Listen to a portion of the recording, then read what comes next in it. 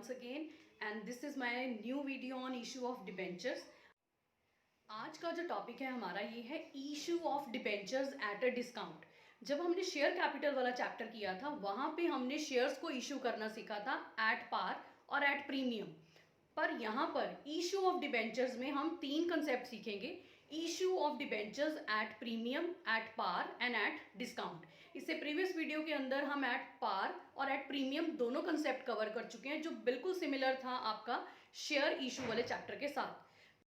ये जो कंसेप्ट है हमारा issue of debentures at discount, इसके अंदर सबसे पहले तो इसका मैं आपको छोटा सा मीनिंग एक्सप्लेन करूंगी कि जब नॉमिनल वैल्यू होती है, जैसे हमारा एक डिबेंचर 100 रुपये का है, ये उसकी नॉमिनल वैल्यू है। जब हम इसको उसकी नॉमिनल वैल्यू से कम पे इशू करेंगे, एट दैट टाइम हम कहेंगे कि हम डिबेंचर्स को इशू कर रहे हैं डिस्काउंट के ऊपर। तो एक एग्जाम्पल लेते हैं। सपोज हमारे डिबेंचर का प्राइस है 100 रुपीज़, ये 100 रुपये का हमारा डिबेंचर है और हम जो इशू कर रहे हैं डिबेंचर्स उसको कर रहे हैं 95 रुपीज़ के ऊपर। तो यहाँ पर ये जो सिचुएशन है ये डिस्काउंट वाली सिचुएशन है। अब डिस्काउंट का अमाउंट कितना है, 100 में से अगर 95 माइनस कर दें तो 5 रुपये जो है ये हमारा डिस्काउंट का अमाउंट है। अब आप कहोगे ये डिस्काउंट तो एक तरह से लॉस है। Yes, this is the loss. इसका इनफैक्ट नाम होता है रेवेन्यू लॉस। ये बिजनेस के लिए एक लॉस की सिचुएशन है, एक रेवेन्यू लॉस है जिसको राइट ऑफ भी किया जाएगा। और जब हम इस लॉस को राइट ऑफ करेंगे एट दैट टाइम हम दो मेन चीजें देखेंगे। फर्स्ट इज कि ये जो लॉस है हमारा सिक्योरिटी प्रीमियम में से, यानी अगर हमारे बिजनेस में हम सिक्योरिटी प्रीमियम रिजर्व अकाउंट कोई एग्जिस्ट कर रहा है या बना रहे हैं तो सबसे पहले हम उसमें से इसको राइट ऑफ करेंगे। अगर वहां से भी बैलेंस हमारा राइट ऑफ नहीं हो पा रहा तो सेकंड ऑप्शन हमारे पास है statement of profit and loss account. तो इस तरह से ये लॉस हमें राइट ऑफ भी करना होगा। नेक्स्ट लेते हैं एक प्रैक्टिकल क्वेश्चन जिसमें देखते हैं कि जर्नल एंट्रीज में हम इसको किस तरह से रिकॉर्ड करें। Now as per this question, कोई कंपनी है जो 5000 14% डिबेंचर्स, 14% उसका नाम है पूरा डिबेंचर का, 5000 जो है नंबर ऑफ डिबेंचर्स हैं कि नंबर ऑफ डिबेंचर्स जो इशू किए जा रहे हैं that is 5000 of ₹100 each. Of ₹100 each मतलब एक डिबेंचर की कॉस्ट कितनी है, एक डिबेंचर का इशू प्राइस कितना है, 100 रुपये एट अ डिस्काउंट ऑफ 5%। आगे उसने लिख दिया कि ये जो 100 रुपये वाला डिबेंचर है इसको 5% डिस्काउंट के साथ आपने इशू करना है। तो सबसे पहले हमें पता लग गया कि क्वेश्चन हमारा ना एट पार वाला है ना प्रीमियम वाला है, ये क्वेश्चन हमारा है issue of debenture at discount. तो डिस्काउंट का अमाउंट कितना होगा, 100 रुपये का एक है हमारा डिबेंचर और 5% डिस्काउंट है, मीन्स 5/100 5 रुपीज। तो डिस्काउंट का अमाउंट कितना हो गया, 5 रुपए। इसका मतलब डिबेंचर कितने इशू किए जाएंगे, कितने रुपए पे, 100 माइनस 5 इज इक्वल टू 95। तो इट मीन्स जो ये 5000 डिबेंचर्स हैं इनमें एक डिबेंचर की जो कॉस्ट होगी, जो इशू प्राइस होगा वो 95 रुपीज होगा। 100 रुपए हमने नहीं मंगवाने, हमने कितने रुपए मंगवाने हैं अब, 95 रुपीज। तो यहाँ पे पेएबल की ऑप्शन है, इंस्टॉलमेंट मेथड कर रहे हैं हम। तो एप्लीकेशन के टाइम पर हमें कितना पैसा मिलेगा, 60 rupees.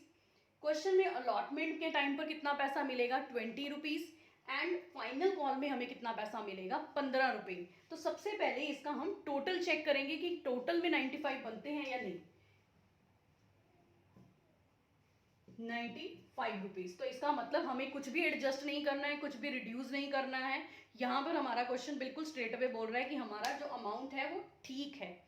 Next is discount to be adjusted with the allotment. ये क्वेश्चन में इसके साथ लिखा हुआ था अलॉटमेंट के 20 रुपए के साथ, कि जो भी डिस्काउंट का अमाउंट है वो किसके साथ एडजस्ट करना है, अलॉटमेंट के साथ। तो यहां पे मैं आपको एक चीज बताती हूँ कि जो बहुत ही इंपॉर्टेंट है, इसको हटा देते हैं। इस लाइन का मतलब क्या है, हमारे डिबेंचर का टोटल प्राइस जो है वो हमारा डिबेंचर एक्चुअल में 100 रुपए का है। जब हम इसको इशू करेंगे 95 का, एट दैट टाइम वो कहता है डिस्काउंट को कहाँ पे रिकॉर्ड करना है आपने, अलॉटमेंट में। तो अलॉटमेंट में तो 20 रुपए लिखे हुए हैं, डिस्काउंट का तो कुछ लिखा ही नहीं है।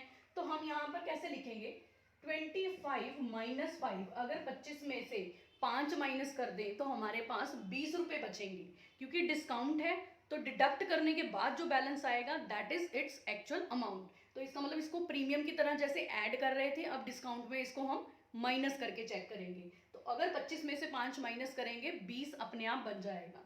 तो इट मीन्स बाकी सारी वैल्यूज हमारी बिल्कुल करेक्ट है, 60 रुपीज, 25 रुपीज एंड 15 रुपीज। अगर इसका टोटल आप चेक करो तो हमारा एक डिबेंचर कितने का है, 100 रुपए का। आफ्टर डिस्काउंट वो कितने का है क्वेश्चन में, 95 रुपीज का। तो इसका मतलब अलॉटमेंट में से 5 रुपए डिस्काउंट हमने उनको इशू के टाइम पर दे दिया। तो इस तरह से हमें ये पता लग गया है कि 25 यहाँ पे अलॉटमेंट में थे, पर हम इनको अब डिस्काउंट के बाद जब इशू करेंगे तो अलॉटमेंट में कितने रुपए मंगवाएंगे, 20 रुपए। तो हम इसकी जर्नल एंट्रीज किस तरह से रिकॉर्ड करेंगे वो करते हैं स्टार्ट। फर्स्ट एंट्री होती है हमारी bank account debit to, debenture का नाम क्या है, 14% डिबेंचर एप्लीकेशन अकाउंट। यहां पर हम हमेशा एप्लीकेशन का पैसा सबसे पहले इकट्ठे करते हैं। वैसे ही 5000 डिबेंचर्स हैं और एप्लीकेशन के टाइम पर 60 रुपीज हमें मिलेंगे। तो हमारे पास यहाँ पे क्या आएगा, 5000 मल्टीप्लाई 60, दैट इज 3 लाख। ये हो गई हमारी सबसे पहले जब उन्होंने अप्लाई किया, एट दैट टाइम हमें उन्होंने कितनी एप्लीकेशन मनी भेजी। After that 14% debenture application account debit to 14% debenture. एक चीज मैं और बता दूं, इस क्वेश्चन के अंदर हमें कोई भी कॉल इन एरियर नहीं है, कोई भी कॉल इन एडवांस नहीं है। सारा का सारा पैसा ऑन टाइम रिसीव हुआ है, सारी की सारी एप्लीकेशन सब्सक्राइब हुई हैं, शेयर डिबेंचर सब्सक्राइब हुए हैं और सारा का सारा मनी हमने रिसीव किया है। तो यहाँ पर हमारा कोई भी पेंडिंग नहीं होगा, इसलिए पूरा का पूरा अमाउंट हम कहाँ ट्रांसफर करेंगे, डिबेंचर अकाउंट के अंदर। ये हो गई हमारी एप्लीकेशन की एंट्री। आफ्टर दैट हम अलॉटमेंट ड्यू की एंट्री पास करते हैं। Debenture allotment account debit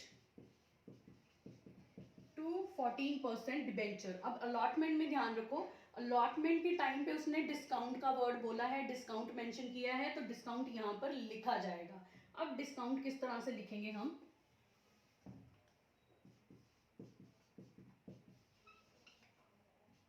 discount on issue, आप यहाँ पे लिख सकते हो discount on issue of debenture account debit. तो यहाँ किस तरह से अमाउंट फिक्स करना है, नंबर ऑफ डिबेंचर है 5000, हमारे डिबेंचर में टोटल हमने अलॉटमेंट में कितने पैसे मंगवाने थे, दैट इज 25 रुपीज। मैंने आपको यहाँ पर ये बनाकर दिखाया है कि 25 रुपए थे, पर हमने डिस्काउंट के बाद कितने पैसे मंगवाने हैं, 20 रुपए। और यहाँ पर हमने अपने अलॉटमेंट अकाउंट में ड्यू कितना करना है, 20 रुपीज। तो 5 रुपए कहाँ गए, डिस्काउंट अकाउंट में। तो इसको मल्टीप्लाई करते हैं, 1,25,000, 1,25,000, ये है जहां पे हमें डिस्काउंट को रिकॉर्ड करना है। एंड आफ्टर दैट बैंक में रिसीव की एंट्री करते हैं, bank account debit to 14% debenture allotment, क्योंकि क्वेश्चन में सारी मनी रिसीव हुई है। तो अलॉटमेंट अकाउंट में कितने पैसे हैं वो हम यहां पर लिखेंगे, 1 लाख। ये आपकी अलॉटमेंट की ड्यू की एंट्री और अलॉटमेंट की रिसीव्ड की एंट्री होगी। आफ्टर दैट कौन से पैसे रह गए हैं, सिर्फ फाइनल कॉल के, debenture final call account debit 5000 multiply 15, this is 75,000 to 14% debenture. Again final call की ड्यू की एंट्री है 75,000। एंड नेक्स्ट इज जब बैंक में पैसा आएगा, bank account debit to 14% debenture final call. इसमें पूरा का पूरा पैसा रिसीव होगा क्योंकि क्वेश्चन के अंदर कोई भी एरियर नहीं है।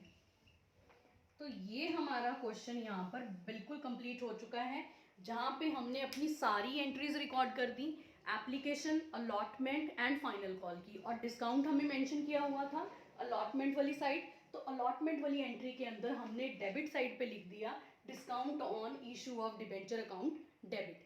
तो ये हमारा क्वेश्चन है कि जिसमें हमने डिस्काउंट का कंसेप्ट सीखा है। अब मैंने आपको एक चीज़ बोली थी कि डिस्काउंट को हमें राइट ऑफ करना पड़ता है, ईयर, उसी ईयर के अंदर जहां हम उसको एप्लीकेशन रिसीव करते हैं और अलॉटमेंट करते हैं। मतलब जहां हमने डिबेंचर जिस साल में इशू किए और जिस साल में डिबेंचर्स अलॉट किए, सेम ईयर के अंदर हमें अपने डिबेंचर्स को राइट ऑफ भी करना होता है। तो राइट ऑफ की एंट्री भी सीख लेंगे इसी क्वेश्चन के अंदर कि अगर डिबेंचर्स को राइट ऑफ करना हो तो कौन सी जर्नल एंट्री पास की जाएगी। सबसे पहले मैंने आपको बोला है राइट ऑफ के टाइम पे हमने सिक्योरिटी प्रीमियम अकाउंट यूज करना है, तो we will write security premium reserve account debit to discount on issue of debenture account. ये हमारी राइट ऑफ की एंट्री है। अब क्वेश्चन के अंदर डिस्काउंट कितना है, 25,000, ये हमारा राइट ऑफ करने वाला अमाउंट है। ये हो गया 25,000। तो इसकी नरेशन में भी आप लिख दोगे कि हमने इसमें डिस्काउंट को राइट ऑफ कर दिया। तो स्टूडेंट्स इस क्वेश्चन के अंदर आपने दो कंसेप्ट सीख लिए। पहला कि डिस्काउंट को किस तरह से रिकॉर्ड करना है, सेकंड कि अगर डिस्काउंट को राइट ऑफ करना होगा तो किस तरह से राइट ऑफ किया जाएगा। सम टाइम क्वेश्चंस के अंदर एक और चीज मेंशन हो सकती है कि आपके सिक्योरिटी प्रीमियम रिजर्व के अंदर, सपोज इसी क्वेश्चन में अगर लिखा होता कि 5,000 रुपए सिक्योरिटी प्रीमियम के अंदर ऑलरेडी पड़े हैं, तो मतलब क्या है इस चीज का कि हमने सबसे पहले सिक्योरिटी प्रीमियम रिजर्व अकाउंट को यूटिलाइज करना है, जो मैंने आपको बताया है एज पर द रूल। उसके बाद भी अगर कोई बैलेंस रह जाए तो statement of profit and loss account में से वो बैलेंस हमें यूज करना पड़ेगा, दैट इज 20,000। तो सिक्योरिटी प्रीमियम रिजर्व अगर एग्जिस्ट कर रहा है और बैलेंस भी दिया है तो जरूर चेक कर लेना क्वेश्चन के अंदर, उसको लिखेंगे पहले। उसके बाद जितना बैलेंस हमारा बच गया 25,000 में, वो हम कहाँ से कवर अप करेंगे, स्टेटमेंट ऑफ P&L अकाउंट। तो ये एंट्री अगर हमारी इस तरह से की जाएगी तो इस तरह से discount on issue of debenture account हमारा राइट ऑफ हो जाएगा। अगेन हम यहाँ लिखेंगे 25,000। तो या फिर आपको सिचुएशन दी होगी इस तरह की कि आपने सिर्फ राइट ऑफ करके दिखाना है जिसमें आप सिर्फ मेंशन करोगे, या फिर आपको एंट्री दी होगी इस तरह की कि आपको balance, existing balance security premium reserve का भी गिवन होगा और प्लस आपने कुछ ना कुछ बैलेंसिंग निकाल के स्टेटमेंट ऑफ P&L में से उसको राइट ऑफ करना होगा। तो आई होप ये आपको क्वेश्चन समझ आ गया हो। Thank you so much for watching this.